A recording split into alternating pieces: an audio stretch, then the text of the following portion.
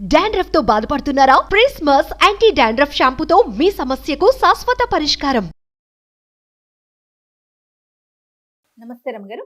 నమస్తే జయ. రమగారు, సాధారణంగా ఉద్యోగాలు చేసినా వ్యాపారాలు చేసినా ఏం ఆలోచిస్తామంటే డబ్బు. ఎవరు ఏది చేసినా దానికోసమే కదండి.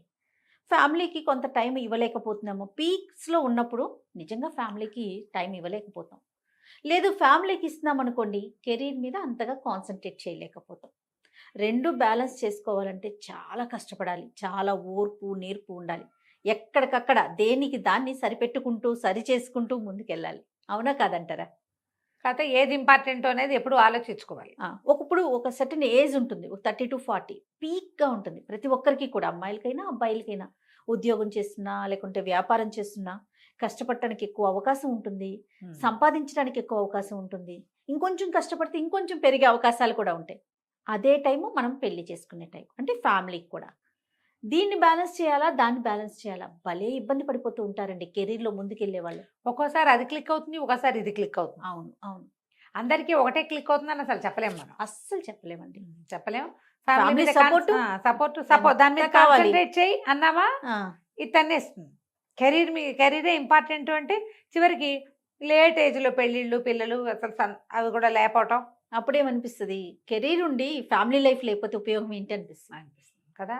ఓ పాత కథ ఉంది దీని మీద. ఇదివరకటి కాలంలో ఇలాంటి కథలు ఉండేవా అని ఆశ్చర్యంగా ఉంటుంది.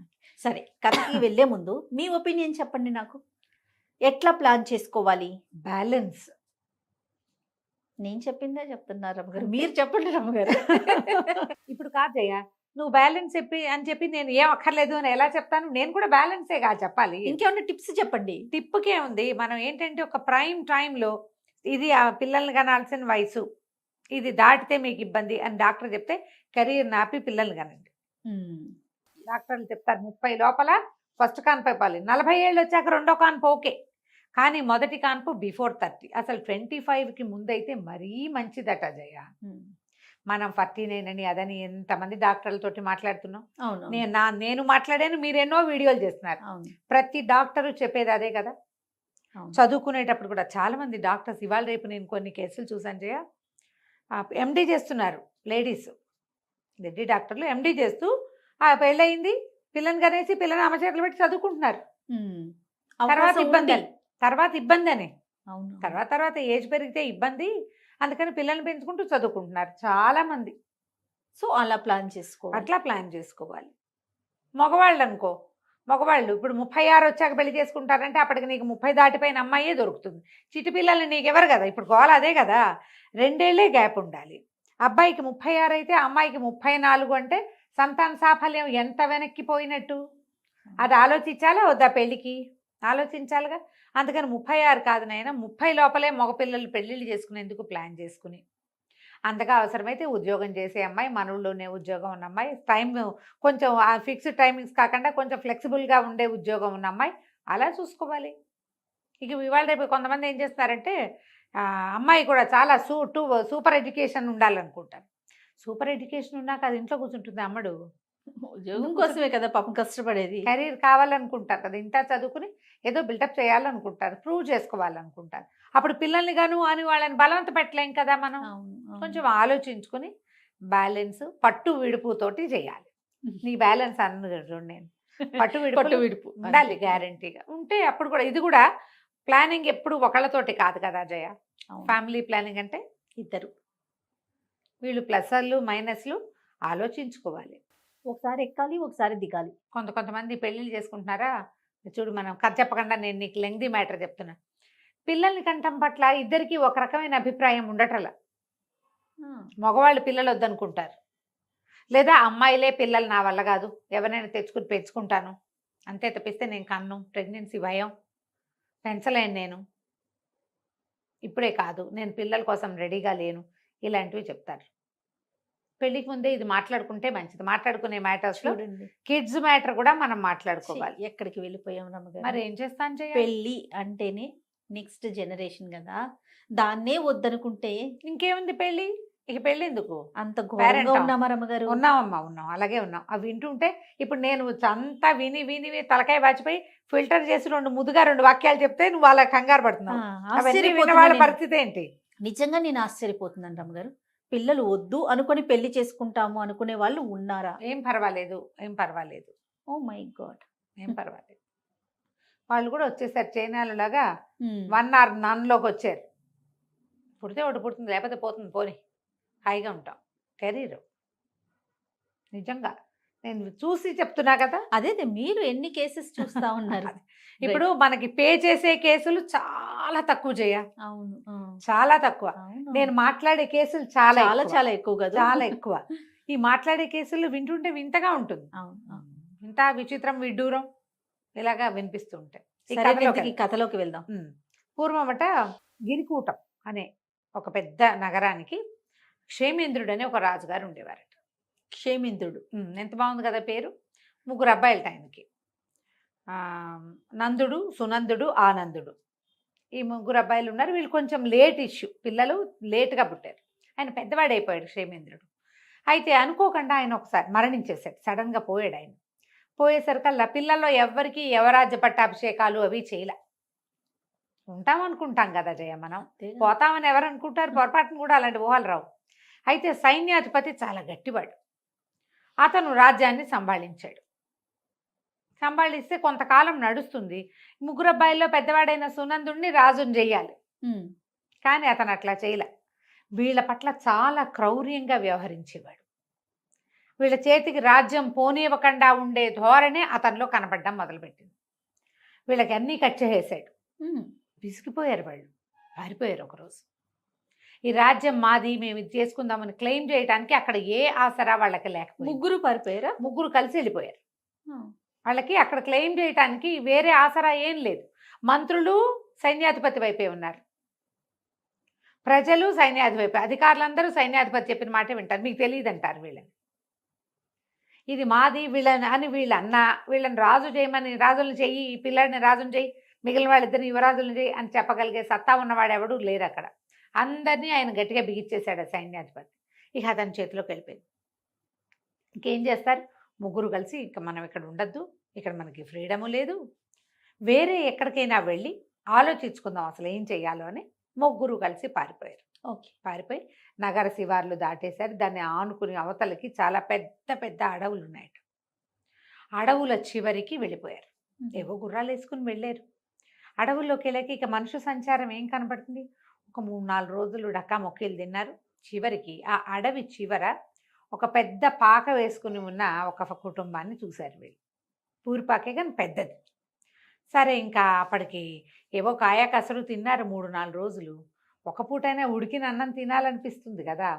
సరే, ఆ ఇంటి వాళ్ళు ఎవరున్నారో చూద్దామని ఆ ఇంటికి వెళ్ళారు. వెళ్ళేసరికి ఆ ఇంట్లో ఒక ముసలాయన కూతురు ఉన్నారు. కూతురు పేరు ఇందుమతి, ఒక 16-15 ఏళ్ళ పిల్ల. సరే, ఆ ముసలాయన వీళ్ళని చూసి ఎవరో రాజకుమారులాగా ఉన్నారని, రండి బాబు, ఎన్నాళ్ళు అయింది ఈ దారిని ఎవరైనా మనుషులు వచ్చి, మేమేం ఉంటున్నాం, ఏవో మేకల్ని వాటిని కాసుకుంటాం, మా దారిని మేము ఉంటున్నాం, చిన్న పంట ఏదో పండించుకుంటున్నామని వీళ్ళకి చక్కగా అన్నము అవి పెట్టించాడు. అన్నాలు తిన్నారు, చక్కగా ప్రశాంతంగా కూర్చున్నారు. కూర్చున్నాక 3 మాట్లాడుకోవటం మొదలు. ఇప్పుడు ఏం చెయ్యాలి? మాట్లాడుకుంటుంటే పెద్దవాడు అన్నాడు, చాలా సైన్యం కావాలరా, ఇది కంట్రోల్ చేయాలంటే వీళ్ళని మనం సైన్యాన్ని సంపాదించాలి, మొదట జనాన్ని కూడగట్టాలి. ఎంత సైన్యం ఉంటే అంత మంచిది మనకి. అప్పుడు సైన్యంతో సహా విరుచుకుపడి మన రాజ్యాన్ని మనం లాక్కోవచ్చు. బాగుంది కదా. అక్కడి నుంచి 2వ వాడు అన్నాడు, నందుడు, కాదు సైన్యం కాదు, డబ్బు కావాలి. వాళ్ళందరినీ వాడు అధికారంతో కొనేశాడు, మనం డబ్బుతో కొనాలి, డబ్బు బాగా సంపాదించుకురావాలి, డబ్బే ముఖ్యం. ఈ మొత్తం సమాజం అంతా మన చేతిలోకి రావాలంటే అడిగిన వాడికి అడగని వాడికి డబ్బుతో కొట్టేయాలి వాడిని. ఇది కూడా పాయింట్. 3వ వాడిని అడిగారు, ఏరా ఆనంద, నువ్వేం చేస్తావురా అని. ఏమో ఇంకా ఆలోచిస్తున్నాను, చెప్తాను అన్నాడు. ఆ అబ్బాయి దృష్టి వాళ్ళతో పాటు ఆ కబుర్లు వీళ్ళు మాట్లాడుకుంటుంటే ఆ మాటలు వినడానికి వచ్చి కూర్చున్న ఇందుమతి మీద ఉంది. పెద్దవాళ్ళిద్దరి దృష్టి రాజ్యం మీదే ఉంది. సరే, ఇంకా ఒక పూట గడిచాక కాస్త స్థిమితపడి 4 రోజుల నుంచి ప్రయాణం చేశారుగా, స్థిమితపడ్డాక వాళ్ళ దగ్గర నుంచి ఏదో కాస్త తినుబండారాలు ఒక 2-3 రోజులకు సరిపడా మూట కట్టుకున్నారు. అన్నదమ్ములు ఇద్దరు చెప్పారు. ఒకళ్ళు ఈశాన్యానికి, ఇంకోళ్ళు వాయవ్యానికి బయలుదేరారు. మేమిద్దరం చెరో వైపుకి వెళ్తాం. ఒకళ్ళు డబ్బులు సంపాదించుకొస్తామన్నారు, ఇంకొకళ్ళు సైన్యం తెచ్చుకుంటా అన్నారు. ఆనందుడు అన్నాడు, సరే మీ ఇద్దరు బయలుదేరండి, నేను ఆలోచించుకుని నా దారి నేను బయలుదేరుతాను అంటే ఆనందుడి గుర్రం ఇక్కడే ఉండిపోయింది. సునందుడు నందుడు చేరో గుర్రం మీద చేరో పక్కకి వెళ్ళిపోయారు. తర్వాత ఏమో మాట్లాడుకున్నారంటే 10 సంవత్సరాల తర్వాత ఇక్కడే కలవాలి అని మాట్లాడుకున్నారు. 10 ఏళ్ళు ప్రయత్నం చేద్దాం, మన రాజ్యం మనకి ఎక్కడికి పోదు, మన అందరూ గుర్తుపడతారు. రాజుగారి అబ్బాయిలో మన జన్మపత్రికలు అన్నీ అక్కడే ఉంటాయి. ఓకే. 10 ఏళ్ల పాటు ఒకటిది మూడో వాడికి తోచింది సంపాదించుకొచ్చి మన రాజ్యాన్ని మనం స్వాధీనపరచుకుందాం. ఆనందం అన్నాడు, మీ ఇద్దరు చెరోదారిన వెళ్ళండి, నేను కూడా ఇక్కడే కలుసుకుంటాను మిమ్మల్ని అని చెప్పాడు. సరే 10 సంవత్సరాలు సుదీర్ఘమైన రోజులు గడిచిపోయినాయి. 10 సంవత్సరాలు అంటే 3650 రోజులు గడవాలి, అంతే కదా సంవత్సరానికి. ఏడాదికి 365, 10 అంటే ఇంటూ 10 వేసి ఆ సున్నా దీని పక్కన అంతే చేస్తుంది కదా. 3650 రోజులు వెళ్ళిపోయారు. 10 ఏళ్ల తర్వాత ఒక రోజున పెద్ద సైన్యం, కనీసం ఒక 25,000 మంది ఉంటారు సైన్యం ఆ గుడిసె వైపుకి నడిచొచ్చింది. ఇంకో పక్క నుంచి గాడిదలు, కంచరగాడిదలు, గుర్రాలు, లొట్టిపిట్టలతోటి ఇంకొక పెద్ద వ్యాపారస్తుల బిడారు ఇంకొక పక్క నుంచి నడిచొచ్చింది. ఈ సైనికులతో వచ్చిన వాడు ఒకడు ఆజానుబాహు, కణతల దగ్గర అక్కడ నెరిసి ఉంది, గడ్డను నెరిసిపోయింది, కానీ మంచి బలశాలి ఆజానుబాహుగా ఉన్నవాడు ఒకడు. ఈ రెండో గుంపుతో బేహారీలతోటి వ్యాపారస్తుల సమూహంతో వచ్చినవాడు ఇంత బొజ్జ, స్థూలకాయం, తలకాయ నెరిసిపోయి ఉన్నవాడు రెండోవాడు. వాళ్ళిద్దరూ కలుసుకున్నారు. ఒరే నందా సునంద అని మాట్లాడుకున్నారు. ఆనందుడు ఏమయ్యాడో అంటే వాళ్ళ ఒక గుడిసె ముందు ఆగారు కదా, ఆ గుడిసె ఇది వరకు చిన్న గుడిసెగా ఉండేది. ఇప్పుడు చుట్టూతా ఇంకా 3-4 శాలలు లాంటివి వెలిసినాయి. చుట్టూతా తోట వచ్చింది. ఇద్దరు అంతంత పిల్లలు అక్కడ ఆడుకుంటున్నారు. ఇందుమతి ఇదివరకు వాళ్ళు చూశారు కదా, ఆ అమ్మాయి ఒక చంకలో ఉన్న పిల్లవాడితోటి గుమ్మం దగ్గర నిలబడింది. వీళ్ళు ఏదో డెవలప్ అయ్యారనుకున్నారు. ఆ ఇంటి వెనక నుంచి ఆనందుడు నడిచొచ్చాడు ముందుకి. ఆశ్చర్యపోయారు వాళ్ళు. ఏమిట్రా నువ్వు ఇక్కడే ఉన్నావా, ఇదే నువ్వేం చేసావు అని మాట్లాడుకున్నాక పెద్దవాడు ఏం చెప్పాడంటే 25,000 మంది సైన్యాన్ని కూర్చుకొచ్చాను నేను. మనం ఉత్తరాలు రాస్తే 5వ రోజుకి ఇంకో 25,000 మంది సిద్ధంగా ఉంటారు. ఈ సైన్యం అంతా మంది, దీంతో విరుచుకు పడిపోవటమే వాడి మీద అనగానే రెండో వాడు చెప్పాడు, 25 లక్షల దినారాలు కూడబెట్టాను నేను. చాలా పెద్ద సొమ్ము కదా 25 లక్షలు. మరి మొత్తం వీటి మీద ఉన్న సరుకంతా మందే, మన వ్యాపారం నడుస్తూనే ఉంది. ఇవాళ మన దగ్గర 25 లక్షలు ఉంది. ఊరు మీద 2-3 కోట్లు ఉన్నాయి వ్యాపారంలో. ఎంత డబ్బు కావాలంటే అంత డబ్బు ఉత్తరం రాస్తే వచ్చేస్తుంది 10వ రోజు కల్లా. నీ సైన్యాన్ని కూడా ఈ డబ్బులతోటి కొనేయగలను నేను అన్నాడు. పదండి విరుచుకు పడదామన్నారు. ఆనందుడు ఏం చేశాడు, అక్కడే ఉండి ఇందుమతిని పెళ్లి చేసుకుని 3 పిల్లల్ని కన్నాడు. ఆ తోట దొడ్డి అది విశాలంగా చేసుకున్నాడు. అడవంతా స్వాధీనంలో ఉంది. అప్పుడు ఆనందుడు ఏం చెప్పాడంటే, అంత కంగారు ఏం లేదు, మీరిద్దరూ వెళ్ళిపోయినటువంటి 3-4 సంవత్సరాలకి గిరిపురం అది ఉంది కదా, అక్కడి నుంచి మనకు ఉత్తరం వచ్చింది, సైన్యాధిపతి మరణించాడని, రాజ్యం అరాచకంగా ఉందని, వచ్చి స్వాధీనపరచుకోమని రాశారు. రాస్తే నేను మళ్ళీ ఉత్తరం పంపించాను. మధ్యలో వెళ్ళి చూసొస్తున్నాను. నా భార్య పిల్లలు ఇక్కడే ఉన్నారు, మీకోసం నేను ఇక్కడ ఉన్నాను. మీరు వచ్చాక 3 వెళ్తే 3 పనులు సంభాళించుకోవచ్చు. పెద్దవాడు రాజు అవుతాడు, రెండోవాడు సైన్యాధిపతి అవుతాడు, 3వాడు మంత్రి అవుతాడు అని చెప్పాడు. పెద్దవాళ్ళిద్దరు మొహమొహాలు చూసుకున్నారు. చేయవలసిన పని చేశాడు కదా వీడు. వాడికి అందరికంటే చిన్నవాడైనా చక్కగా భార్య, ఇద్దరు ఇంతంత చేతికొచ్చిన మగపిల్లలు, ఓ చంటి పిల్ల, 3 సంతానం. యువరాజు కావడానికి రెడీగా ఉన్న పిల్లవాడు ఉన్నాడు వాళ్ళ ఇంట్లో. ఈ పెద్దవాళ్ళు ఇద్దరు, వీడికంటే 5-4 వేలు పెద్దవాళ్ళు, తలకాయలు నేర్చిపోయినాయి, గడ్డాలు నేర్చిపోయినాయి, స్థూలకాయాలు వచ్చినాయి. ఇప్పుడు వివాహాలు లేవు, ఇక కావు. చేయవలసిన పని ఏమిటి మొదట, అది వాడు చేసేసాడు. సరే ఏమనుకున్నారు, ఇంకేముంది, మనం రాజ్యం చూసుకుని ఆనందుడి కొడుకుని రాజుని చేసుకుందాం, మెల్లిగా కొంచెం పెద్దవాడిని చేసుకుని అనుకుని ఆనందుడిని కుటుంబంతో సహా తీసుకుపోయి వాళ్ళ సొంత ఊరుకు వెళ్ళి రాజ్యాన్ని స్వాధీనం చేసుకున్నారు. ఇప్పుడు సంపాదన, సైన్య సమీకరణ, సంసారమా, కరెక్ట్ ఏజ్లో చేయవలసింది వీళ్ళిద్దరూ, ఇవి 2 చేసేసారు. అవును. ఇది ఎప్పుడు చేస్తారు, ఇక దానికి టైం లేదుగా.